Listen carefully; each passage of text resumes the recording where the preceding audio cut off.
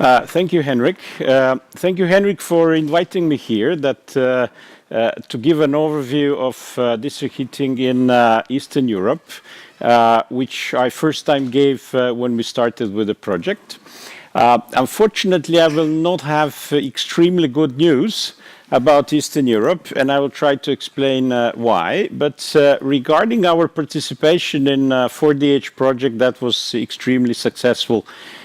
We managed to get some 5 European projects, and I think 4 of my PhD students are somewhere around. Hopefully, some of them will soon do their PhD finalize.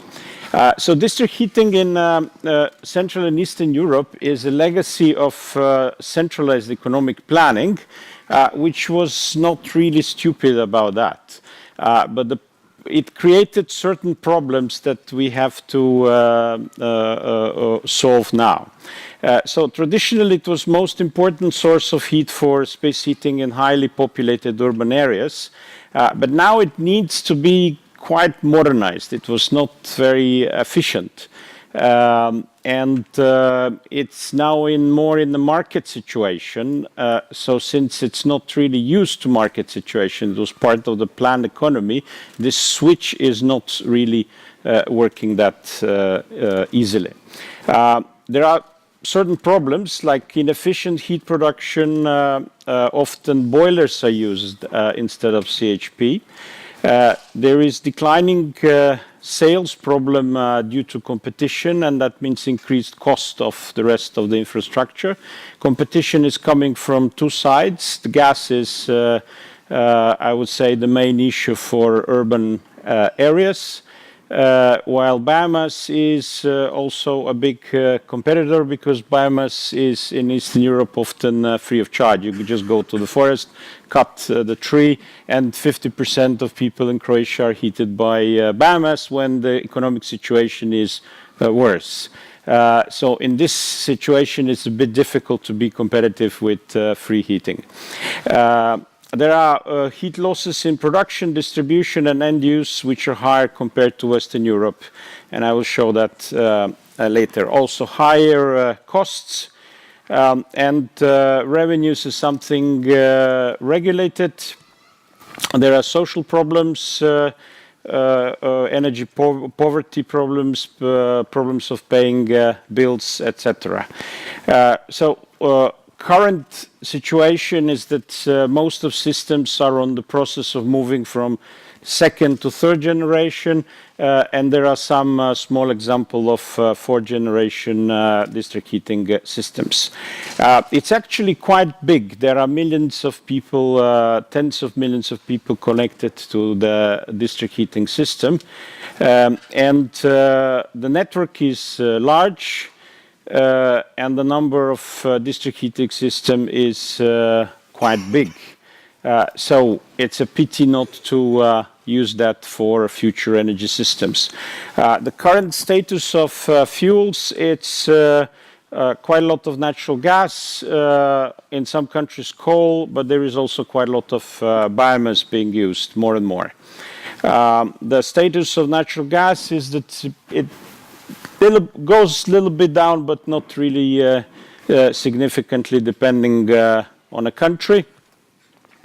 And the share of district heating in household and commercial heating demand is sometimes quite high in places like Belarus and Russia, 60%. In many countries, it's above 30% of the heating demand. So it's quite successful technology, but unfortunately having certain problems to get with the transition. If we look at the share in different countries, we can see that the highest levels are, of course, in the north, because it's colder there.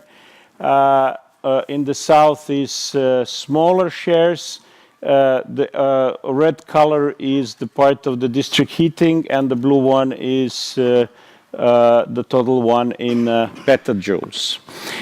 If we look what happened between 1990 and 2016, then we can see that the heat supplied by district heating in some countries like Scandinavia, Nordic countries went up. But in Eastern Europe, it mainly went down, in some countries very significantly. If we look at the shares, look at Romania, for example. They lost 90% of district heating in 1990s. There are some good examples like Slovakia, Serbia, for example. Belarus is doing very well. Most of heating has been kept. So what happened to Romania? Why did they lose district heating?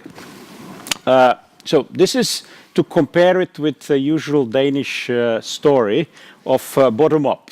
You know, people in a nice community, they come together and they decide to build district heating based on using their local resources, employing their local people, getting some local equipment, and everything works very well. I worked in 15 years ago in Portugal, and we had a project how to transfer the Danish model to Portugal. And then we went to Aro, which is a great example of a renewable island, and tried to transfer the same model to Porto Santo, a similar size island in Portugal. We actually built their second online hydrogen power plant in the world. But we didn't really manage to persuade locals that Danish model makes sense, because nobody really cared about energy and nobody didn't really wanted to care about energy. There were only one or two people running diesel engines who knew how to turn on and off the engines. So it's not so easy to transfer the Danish model. And look at the negative example of bottom-up approach. So district heating in Romania was usually municipally owned. And since the mayor was usually controlling only district heating and nothing else, so that was the company where he would employ his relatives, his friends, associates, etc. So after some time, the district heating company that would usually have 2 employees in Denmark would have 100 employees in Romania. Of course, the price had to go up of district heating, and then came the gas people, who were much better organized because they worked on a national level, and they said, well, we will replace that, and you will get much cheaper heating. And this is what happened in Romania, and I see it now happening in Serbia, because Gazprom-owned gas company is using a similar approach. And unfortunately, district heating is owned by local communities. So unfortunately, sometimes it's not easy to transfer good experiences. One of the reasons is the gas price. Look at the household gas prices in European Union. So Eastern Europe, apart from Czechia, has 1/3 of the price of Scandinavian countries. So, of course, it's very cheap. It's competitive. Actually, the price in Croatia between the wholesale price, if you buy it on billions of cubic meters, and at home, it's nearly the same.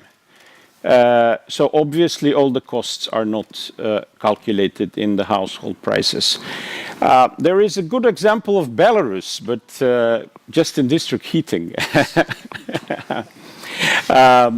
They have the 70% of population is served by district heating, and we had some projects there with them, and there is an opportunity there to go to power to heat now, because they're building 2 big nuclear power plants and they don't know what to do with electricity there. So if the Swedes are here who are operating heat pumps on wastewater, there was a guy here, I think that's a good possible market for them. Belarus kept its district heating, but you can see the future problems because tariffs are completely regulated for everything, so there is no choice. Once the choice arrives, they will be chaos of decisions by different people. Let's compare the Eastern European systems with Western European systems. So typically customer will spend maybe double than in Western Europe per cubic meter. That means houses are not insulated. Often what Shiliang said, we have overheating, typical temperature is 25, 26, and then if you're too hot, you just open the window. Also, there are large distribution losses, maybe 3-5 times higher than in Western Europe. That is now getting lower because we are finally investing in new pipes. And also there are a lot of refills of water, which means that also the fuel is not efficiently spent. So the key challenges for district heating in Eastern Europe are several. There are high costs, which can be reduced, of course, with the proper investment. But because district heating is municipal, there is not much national interest in it. So we have a problem on that side. There is problem of non-payment from population. Relatively poor management, what I said before. So that means there is decreasing revenue. On the other hand, the tariffs are sometimes below the costs because tariffs are social. They're difficult to increase. And of course, there is gas, which is subsidized. So you cannot go over the gas price because then people start turning off district heating and switching to gas. There is a lack of customer focus. This is also because of quite a lot of negative media coverage. It seems like media is mostly in cahoots with gas people. So that brings it to uneven playing field with competitors.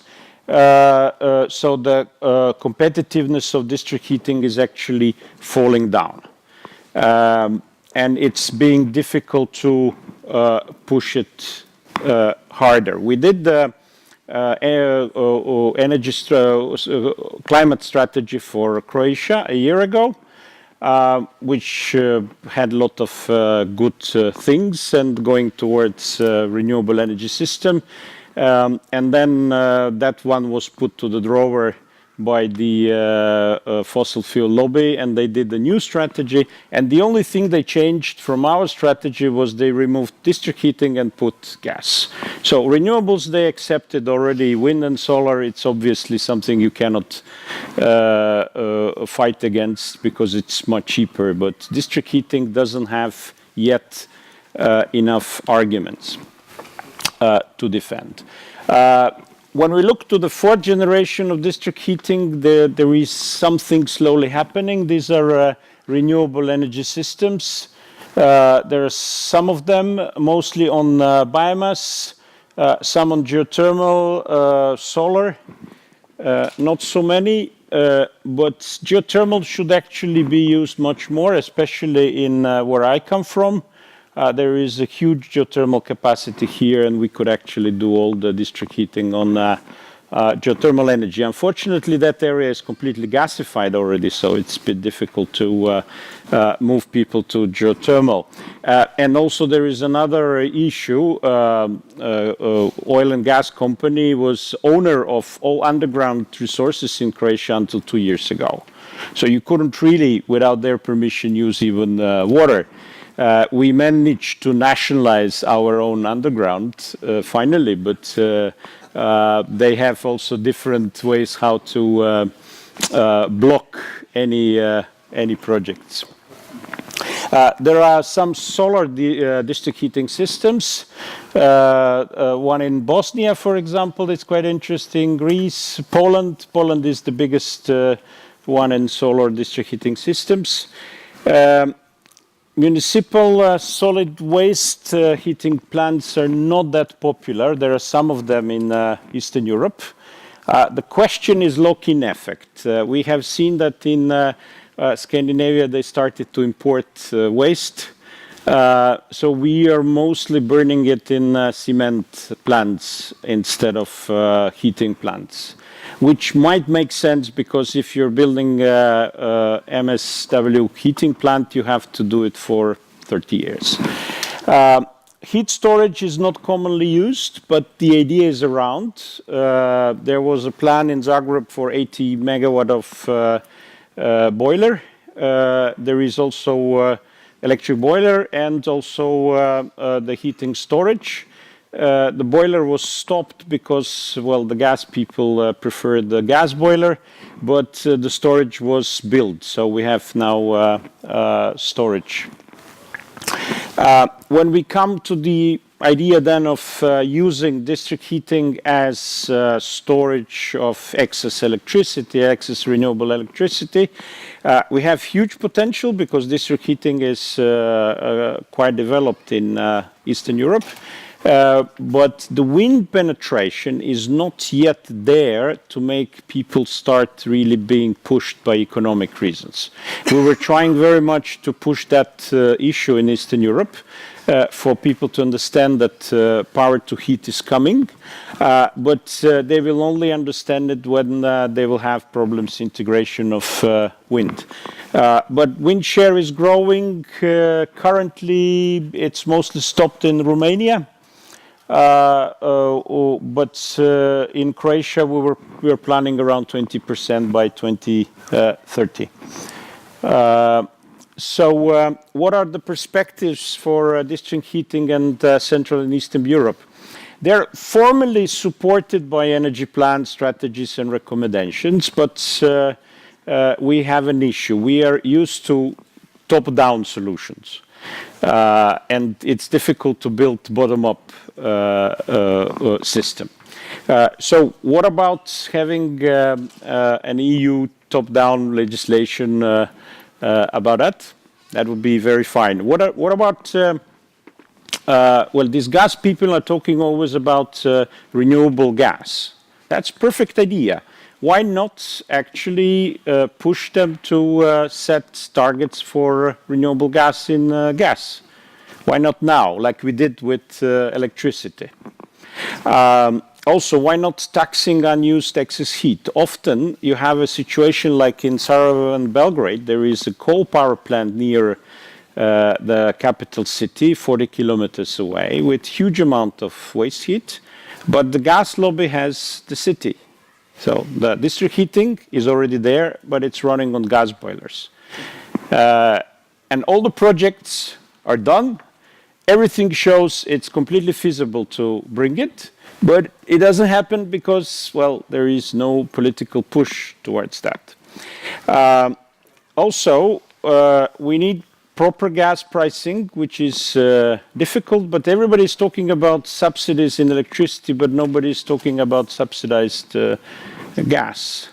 And as I said, the price differential between residential market and the wholesale market is relatively small, maybe 50% only.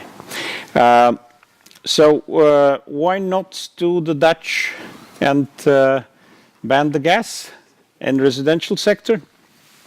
So in order to conclude about Eastern Europe, aging energy generation infrastructure requires large investment in rehabilitation of existing district heating systems, low district heating efficiency and high emissions, negative media coverage. This is something we are fighting, and it's coming out very difficult. We had a program to change to metering from square meter payment to metered payments. And the examples in countries where they managed to do it, it's 30% decrease of use of energy.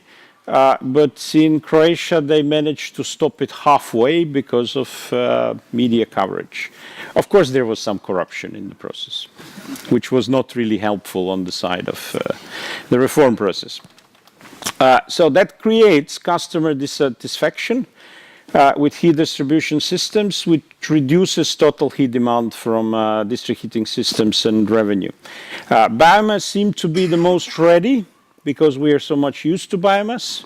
The problem with biomass, it's currently quite expensive because of feed-in tariffs in Europe.